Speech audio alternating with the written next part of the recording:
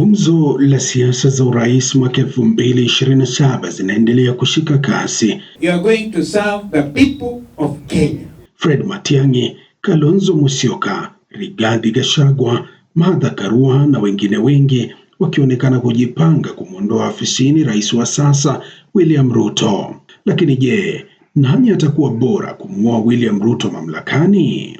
Kalonzo Musyoka ameonekana kutangulia wenzake kutangaza azma yake ya urais, akibainisha atakuwa debeni mwaka 2027. Kwa hivyo mambo haya, as we join the party, you should be aware that we are a movement which is going to bring the long-awaited change. We are going to do it differently this time. Je, hii ni mbinu ya kutafuta uungwaji mkono mapema kutoka kwa viongozi wa upinzani ambao wanaongozwa na Rigathi Gachagua?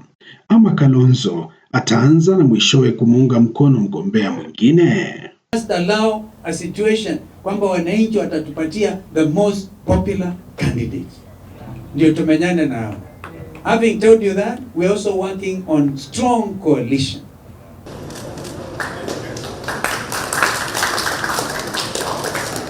Kwa kile ambacho kinaonekana kutoamua au subra ya uamuzi kamilifu, Matiang'i amerejea nchini akionekana kukaribishwa na viongozi wa Jubilee, chama ambacho kinahusishwa na Rais mstaafu Uhuru Kenyatta. Very happy to see all of you and I'm very happy to be home. Asante sana, tuombe Mungu atusaidie tukipata kupumzika kidogo, alafu tutapata nafasi ya kuongea sisi wote pamoja. Si namna hiyo? Asante sana na Mungu awabariki. Kwa upande mwingine, Gachagua anaendelea na mikutano ya kujipanga kwa ajili ya siasa za mwaka 2027.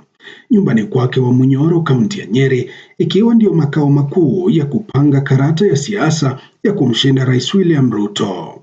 Kasi hii ya kisiasa ikichochewa na kubanduliwa kwake madarakani kama naibu wa rais wa pili wa Kenya chini ya katiba mpya ya mwaka 2010 mwezi Oktoba mwaka jana. Haya yote yakijiri, siasa ni mchezo wa kujipanga mapema. Je, nani atashindana na Rais William Ruto katika uchaguzi mkuu ujao?